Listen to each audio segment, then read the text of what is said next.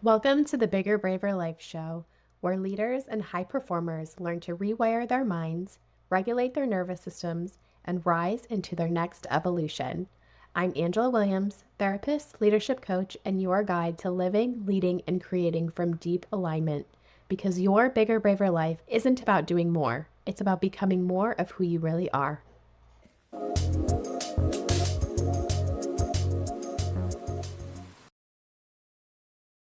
Welcome back to the show, everyone. I'm really excited about our guest today, Denise Duffield-Thomas. I am a personal fan of her work, and I was just telling her about how I love her books, which we're going to talk about in the interview today. But Denise Duffield-Thomas is the money mentor for the new wave of online entrepreneurs who want to make money and change the world. She helps entrepreneurs like you charge premium prices, release the fear of money, and create first-class lives. So her books, Lucky Bitch, Get Rich Lucky Bitch, and her newest, Chill and Prosper, give a fresh and funny roadmap to living a life of abundance without burnout. Her money bootcamp has helped over 10,000 students from all around the world. She's a lazy introvert, a Hay House author, and an unbusy mother of three. She lives on the east coast of sunny Australia with her family and two fur babies. Welcome to the show. Thank you so much. So, Denise, I would love to start off, as I do most of my interviews, with asking you how you came about living your bigger, braver life. Well, I think as a kid, I really had that desire to have more. And, I grew up with a really young single mom, and we had quite a chaotic kind of life, moving around a lot. And I saw my mom often in situations where she didn't have a lot of power, especially economic power. And my mom, my aunties, my grandmother, they were always kind of like saying to me as the oldest grandchild, like, you have to make your own money and you have to do your own stuff and don't trust a man, is what they would say to me. Great message from a young age. But and so I kind of had that instilled in me of wanting something different. And I think a big influence for me early on was watching Oprah Winfrey's show After School, which aired in Australia. And I think she instilled that idea in me of like, break the cycle, do something different than your family did, then you can do that. And then in my teens, I randomly started reading personal development books. And because the answer to that is I would lose my keys all the time, and I'd be locked out of my house until my mum came home from.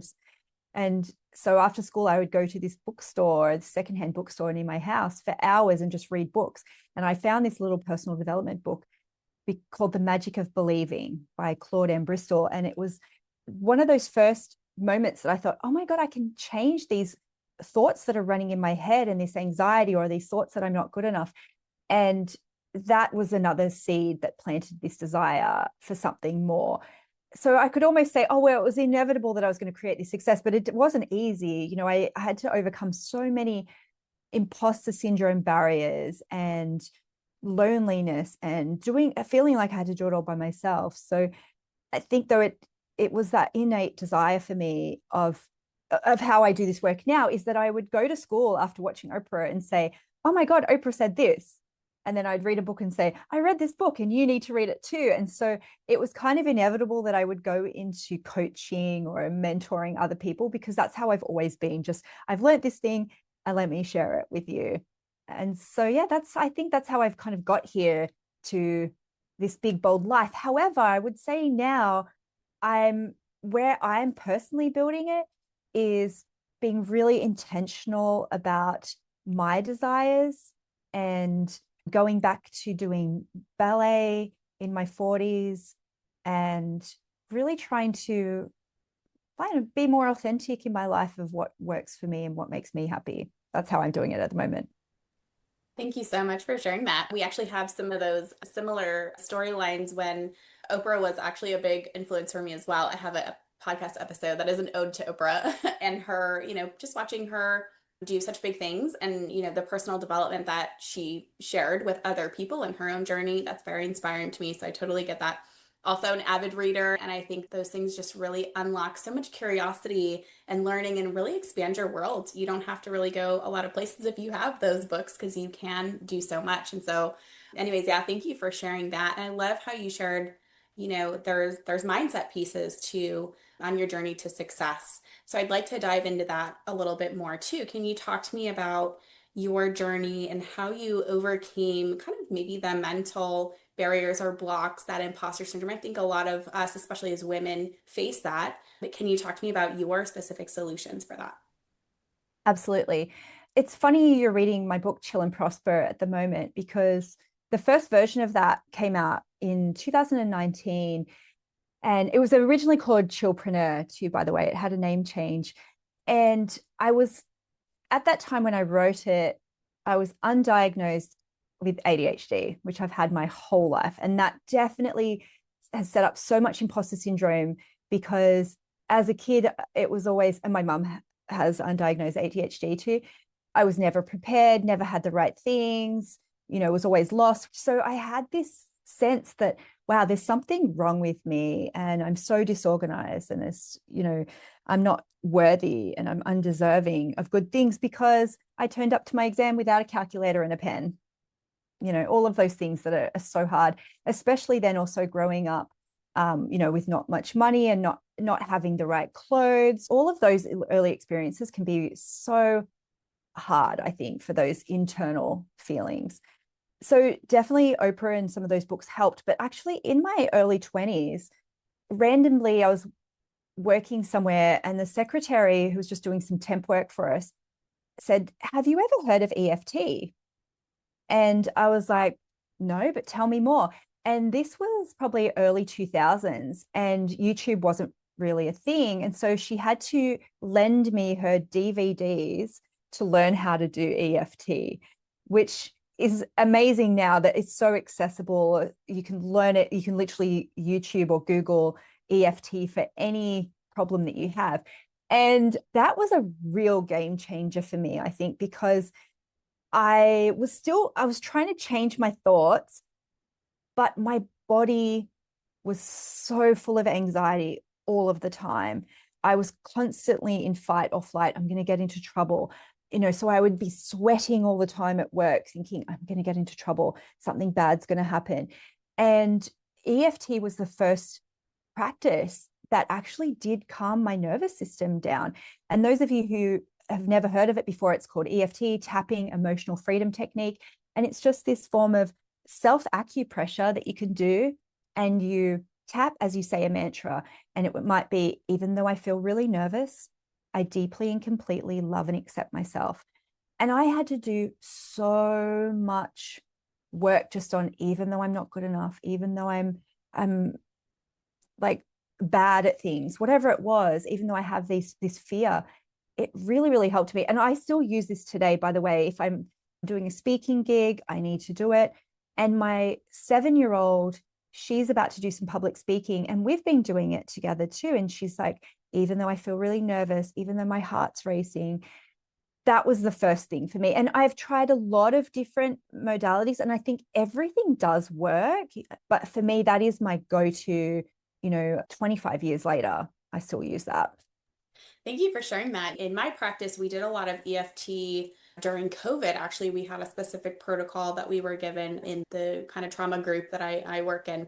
And so, yeah, people did find that that reduced their stress. And so I have a different go-to method with my clients and myself. But EFT is a little bit more accessible, right? Because you can kind of do it wherever, whenever, type of thing. And so thank you for sharing that because I always want to highlight different ways because some ways will not work for some folks and some people prefer different. And we haven't had anyone talk about EFT actually on the show yet. So that's very exciting that that still works for you and being able to Yes. set yourself up for success during stressful moments, where we have a little bit more heightened anxiety and that you're passing that tool on to your child. I think that's so great. So many. Oh, yes. All my kids know how to do it because I started doing it just in front of them. And my oldest daughter, who's 11 now, at 18 months, she was just kind of copying me and she would be Yes. nodding along. And so we added that in. I would say too, the other thing that EFT really helped me with I developed trichotillomania as a kid, which is hair pulling for those of you who don't know. And it was quite severe, but my mom didn't really want to get me diagnosed with it because she was really scared, I think, of alerting, authorities that her kids had anxiety. She was really worried about, us being taken away from her or being an unfit parent, especially being so young. And I had that up until my early 20s or mid 20s, I would say. And EFT helped me, hypnotherapy helped me, kinesiology helped me as well, all of the things. So I also want people to hear too that there's no amount of money that fixes all of those things. Some of my trauma from my childhood actually didn't come up for me until I made money because I didn't have any bandwidth to even look at it. And even now, I have to do a couple of times a year. I have to do a bit of a tune up on stuff, but I see someone every single month to do tapping and mindset work because it does live within you and it is part of your journey forever. There's no end point where you go, oh, I'm so successful, all of my things are fixed. And yeah, even some of my successes actually like unveiled some of that and showed me how deep some of my patterns are too.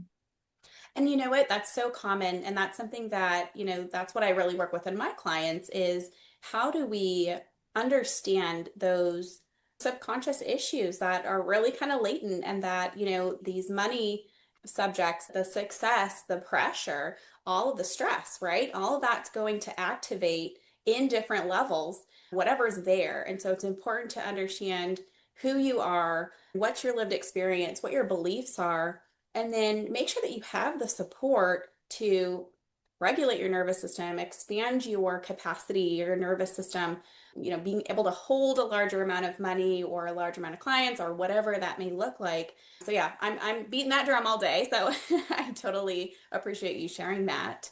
Can you talk about maybe the most important things that you've done to help expand your capacity when it comes to money and maybe some of the beliefs that you had to shift?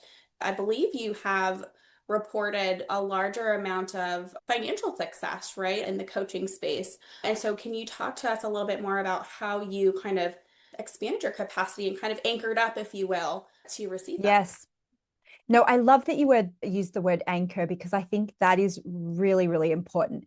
Because especially if you're new to the personal development world at the start, you just go, oh my God, this is amazing. It really pulls you forward from a motivational piece, but actually being able to anchor those in, making that a new part of your experience, whether it's habits, beliefs, whatever, will really, really help you to keep it. If you look at lottery winners, for example, so many people who have won the lottery, I think the studies say within 5 years, most of them are back where they were for so many different reasons, because the money can amplify your underlying sabotages. So one of my very early experiences when I started my business was that I registered my new business with the council, and they said, oh, do you know that every new business can go and see a tax officer for free? And so I went and I was sweating and shaking going into this meeting. And it was, it's just like this little accountant dude, like working for the tax office.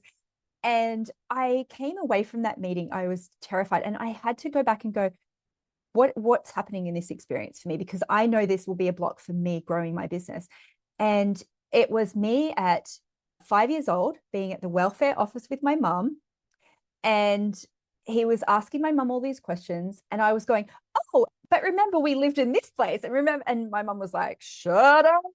And I really felt her fear of this official in the government that had the power to decide our fate. Are we going to get food stamps or not? Are we going to get, welfare or not?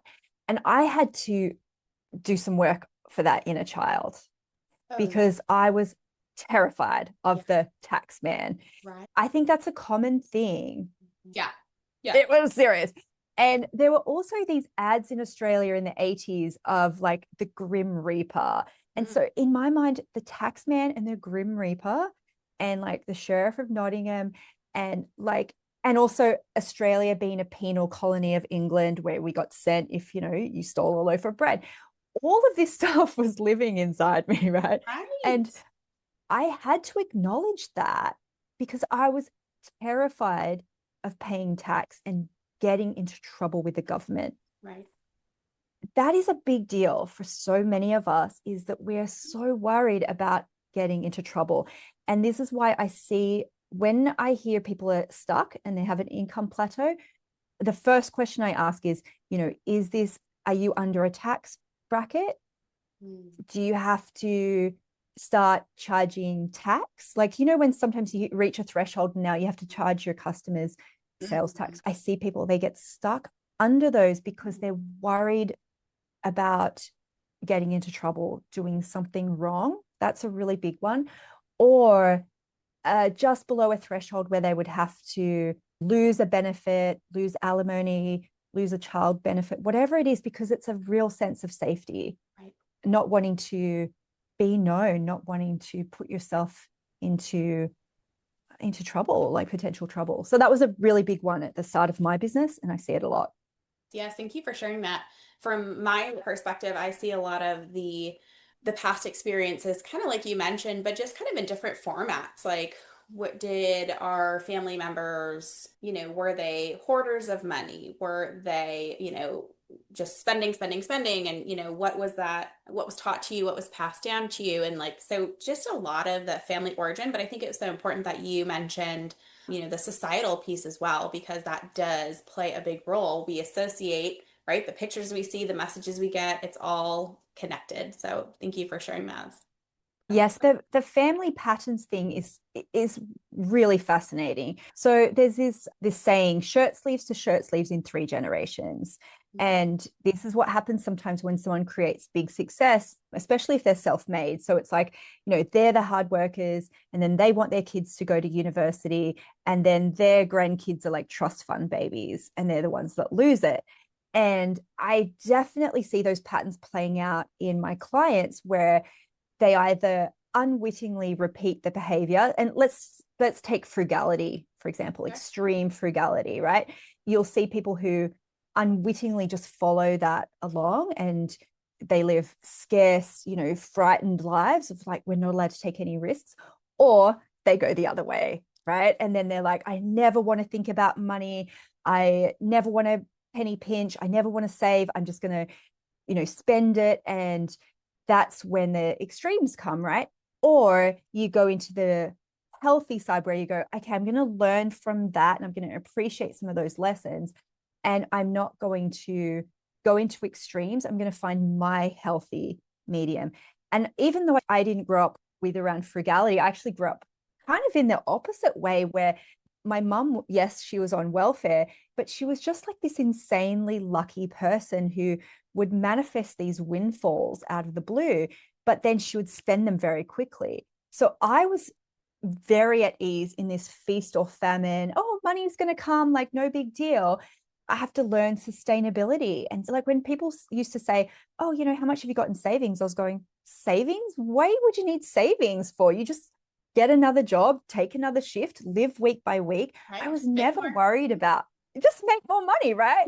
And I even at university, I would take on jobs that were open 24/7 because I'd be like, well, I'll just take another shift. I never got taught to create a safety net.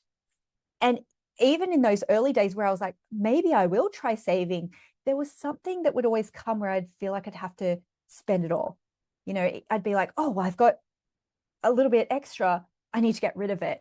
And that's a really big thing I see too, is just being safe with more than enough, being safe with excess. Because if you're worried that you'll fall into your patterns of like giving it away, spending it, frittering it away, taking a big risk, then you'll see people, they'll say to me, oh no, that doesn't work for me. If I'm too comfortable, the muse disappears, my creativity disappears. And I believed that for a long time too, right? I was like, I need to be motivated by impending doom. Right, And what does right. that do? What does that do to your body, right? And so now I sometimes I have to watch myself. I get a little bit itchy. I go, everything's going too well. How can I like burn this down, right? And I go, No, no, no, no.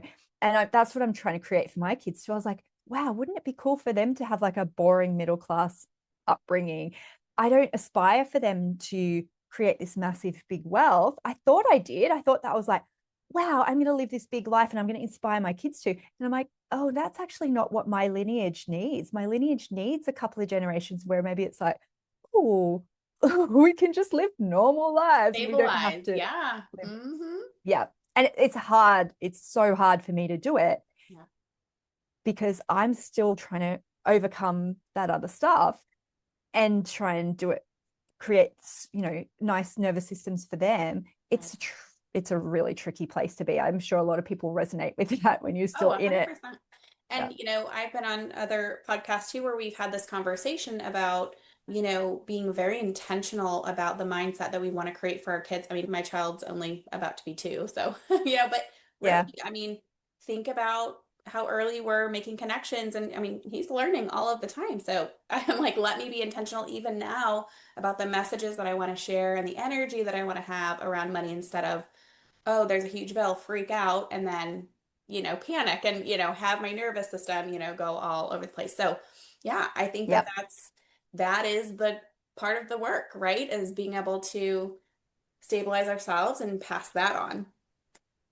Yeah, it's tricky, especially too, because I've got siblings who I kind of feel responsible for their stuff too.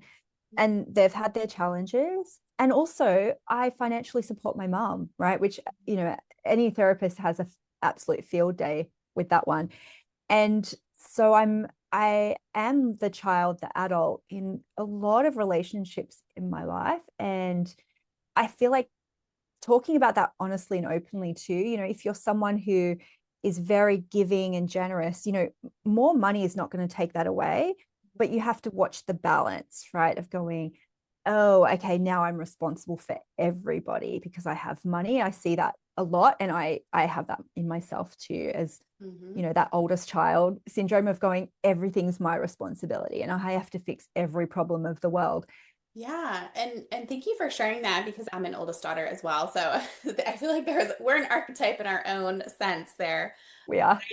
I do think that there's a lot of similarities in that role is you want to support and you want to take charge and you want to, do all these things and it is a good intention, but also, yeah, we've got to figure out the balance and again, stabilizing, everything you can, for your family as well. Yeah.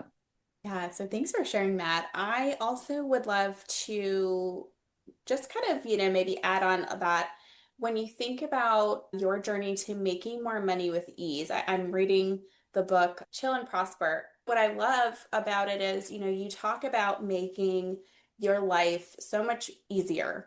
And I think that's something else that through my life was also, seeing other people, family members, and it's like, okay, how can we make everything easier? And so that's something that I like to talk about and also in my personal journey, it's like how do we make things easier, not only in our business, but also about making money easier, right? Because I think you said it perfectly in the book. Of course, I didn't quote it, but it was like we make things so much harder than it has to be. And how can we, take steps to simplify? Tell me a little bit more about just that ease, bringing in ease. That's what I'm working on with my clients too. Yes. Is how do we bring in more ease? So I wrote it pre-diagnosis and I realized so many of my coping mechanisms and advice in there was because of ADHD. There's a whole chapter called Keyless Life, and it's about how can you make your life as automated as possible. One of the examples I use is that I have electronic keypads on all of my doors. And I've renovated a lot of houses and our contractors always push back on it and say, no, no, they don't work. And oh, it's fine, just have keys. And I'm going, you do not understand. I have so much trauma from being a kid and being locked out of places in my 20s, having to sit outside in London because wait for my flatmates to come home. I cannot carry keys. I just cannot. And so I took that philosophy to go, okay, how else in my business can I do this? And so I look at everything in my life and my business. And sometimes it's not about putting something into place. Sometimes it's actually about eliminating things. And so sometimes that is having a really good look at your offerings and going, I don't want to do that anymore. Or that doesn't work for me like that anymore. So I used to do very early mornings and very late evenings, especially when I was doing one-to-one, because I thought, I'm in Australia, most of my clients are in Europe and America, I have to be accommodating. And I was just burning myself out. And that is a great example of going, instead of thinking, how can I increase my stamina? How can I take more vitamins? It was like, no, I'm just not going to offer that anymore. Exactly. Email stresses me out, right? So it's like, what can I automate? Anything that you can automate in terms of your finances, bookkeeping. There's so many tools pretty much for everything, but that's the idea of a keyless life. Even just looking at your house and going, what are some stresses that come into my house? And so it could be like, we have an automatic ice maker. So it's just like, there'll be ice. So I'm always just thinking, what can I do to make things easy, automated? I think the way to do it too is to go, what is stressing me out at the moment? What causes me the most friction? What causes me the most amount of stress? I actually find for a lot of women, it's not work, it's home, especially if you have kids. And I think, especially for kids who have a traumatic upbringing, those things feel so stressful to us all the time. And so systems help to try and keep us as calm as possible. When I was really building my empire, I hired more people at home than I did in my business because laundry stressed me out. Deciding what to eat every day stressed me out. And you can acclimatize your way into it. So, I know in America, especially, there are so many of those meal delivery systems, and, that's fine, especially when you're in empire building mode, right? That makes a lot of And sense, right? Because yeah, all of your resources are being focused on the building phase versus the coasting phase, right? So, yeah, that makes so much sense. I think the other thing that stood out for me in that chapter was thinking about the business layout. I don't know if you did the human design, but manifesting yes, generator, I love to do, and I love new things all the time, but like launching is exhausting. So, I'm like, okay, we're going to have to figure out how to simplify and make it a little boring for a hot minute. And then I have flexibility to put in new stuff if I want, but yeah, the launching all the time, I'm like, no, that's got to go. So that's what I redid. I think that's a really important conversation. I love human design. I love money archetypes as well. I love any kind of archetypal kind of thing. But I also think not every business model works for every personality type. Sometimes you need more variety, sometimes you need more certainty. And that's such a huge part of it. And it's maybe not forever. Like for me, actually traveling and doing speaking gigs is not it's not fun at this phase of my life. It's stressful to try and organize the logistics, let alone all of the, global unrest that's happening. I realized my nervous system can't handle even a speaking gig that's a year away, thinking about all the bad things that could happen. And so some things you will just go, you know what doesn't work for me in this phase of life? Maybe in the future. And when my husband came into the business, he was like, "Oh, you're leaving all this money on the table. You could be running a mastermind. So many people email." And I was like, "But I that doesn't work for me right now." Yeah, I think we get in this, we're chasing money, a little bit and stressing ourselves out in the process and ignoring the actual thing we want to do or Yeah. the things that we don't want to do. So I think that was a very conversation. Or we think that the delivery has to be a certain way because of our industry or whatever. And I think the pandemic did show a lot of people who felt like, oh no, I have to do this in person. No, you don't. Right. And that's really key too, is giving yourself permission to build your business in a way that works for you, even if other people don't understand it.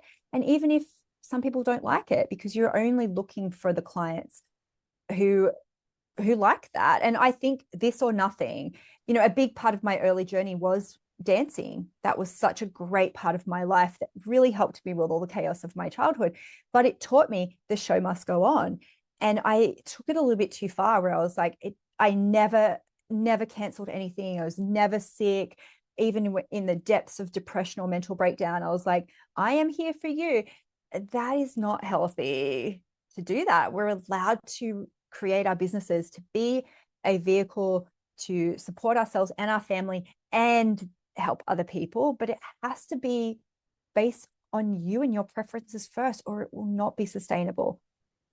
Yeah, thank you for sharing that. I think it's so helpful to hear that from somebody who has made it to the other side. You know what I mean? You've kind of been through that journey and then you're on the other side and you can share that back as wisdom where people, kind of are going through it. Yeah. Also notice, throughout the conversation, you've mentioned the ways that you've evolved and the ways that you are really now being intentional about your desires and your health and like all of those things. And I think, sometimes we have to learn from experience, but if you were to share one bit of advice about that, what would that be?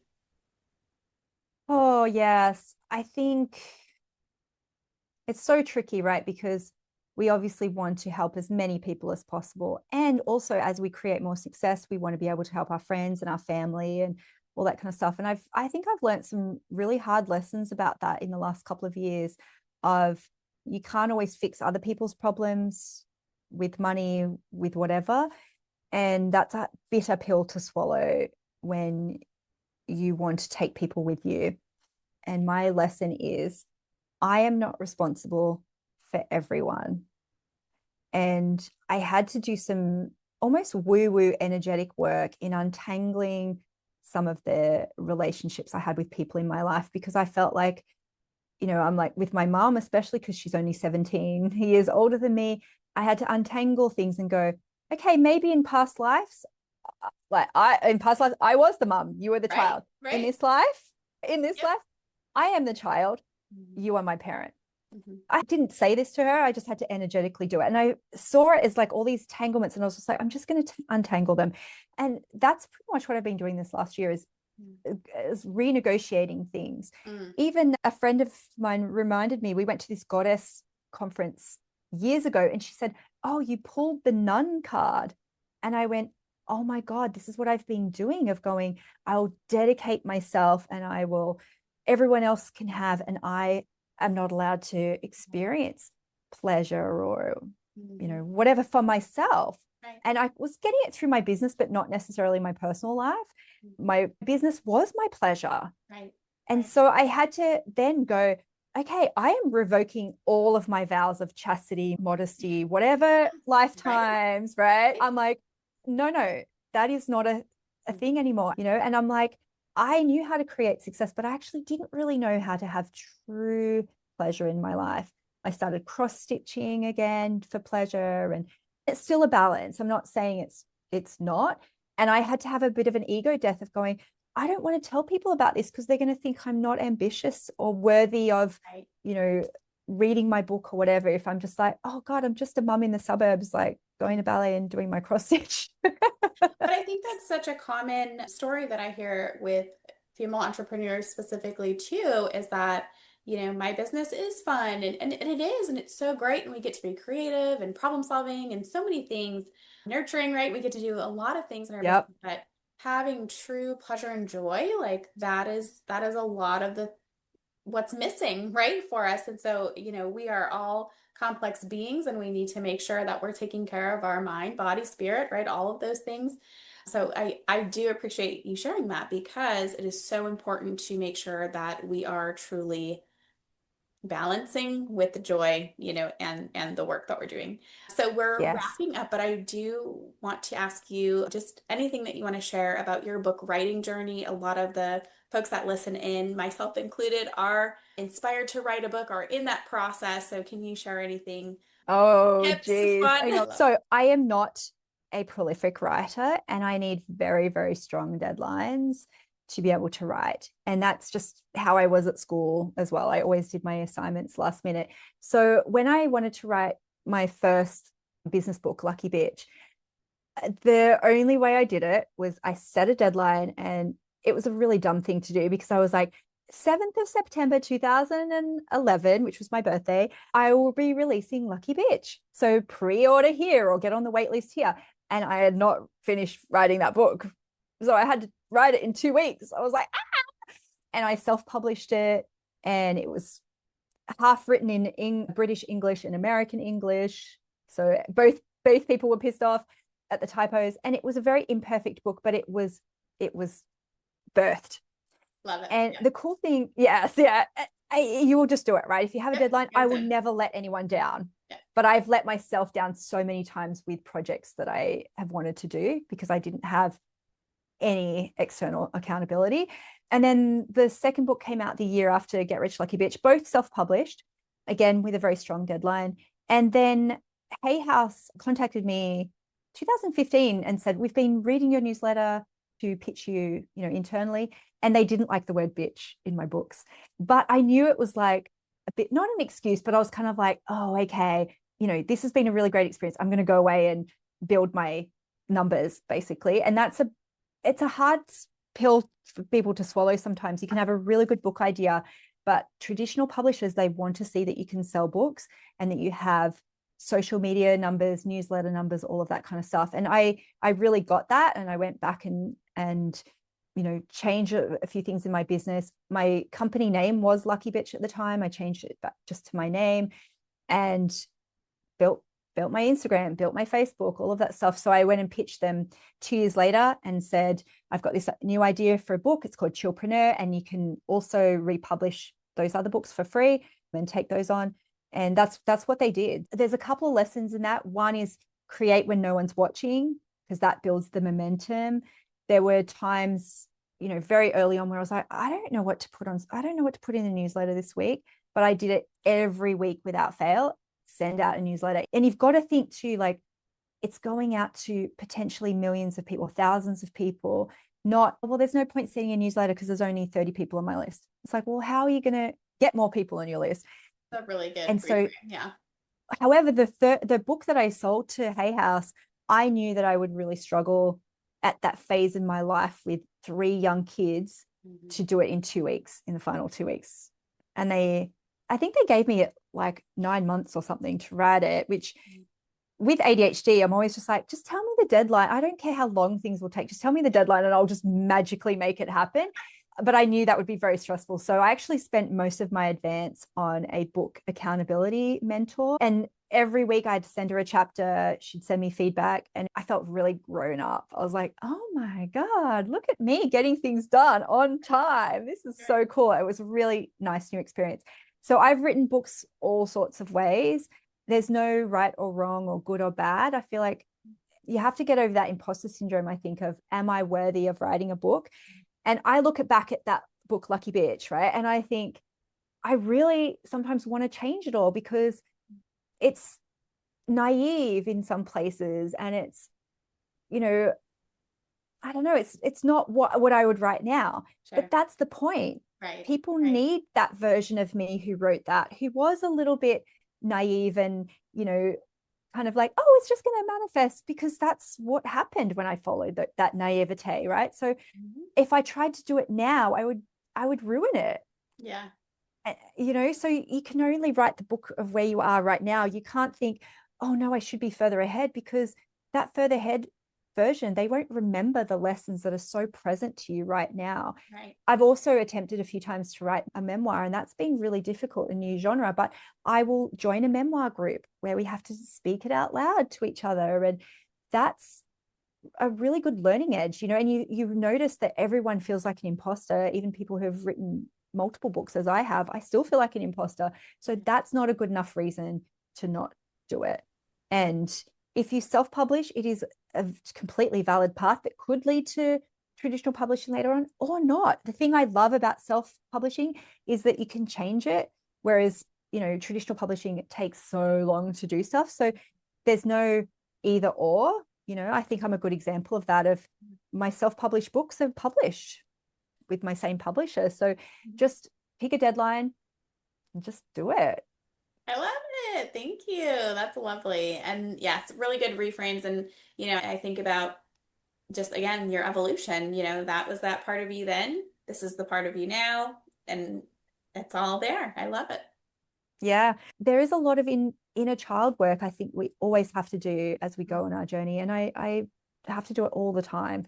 Yeah. So don't feel like, oh, I'm too flawed to be successful. It's like, why not you? We all are.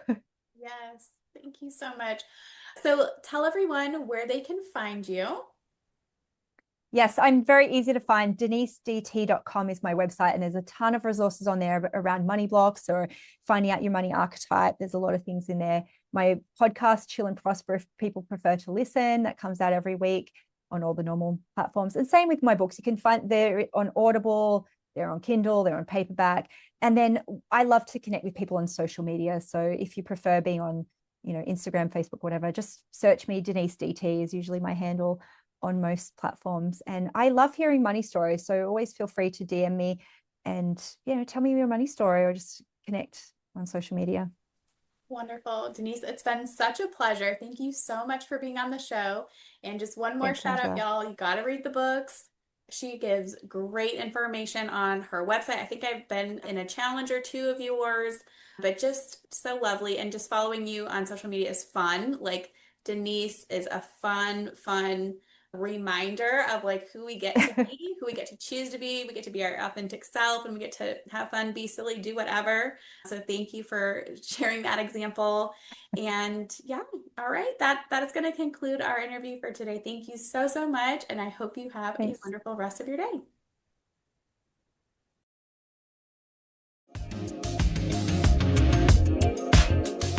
You're not here for surface level success. You're here to expand. Visit angelamarie.co, where you'll find retreats, private coaching, and resources to expand your capacity and lead with calm, clarity, and authority. If this conversation moved you, make sure to share it with a leader who's ready for more.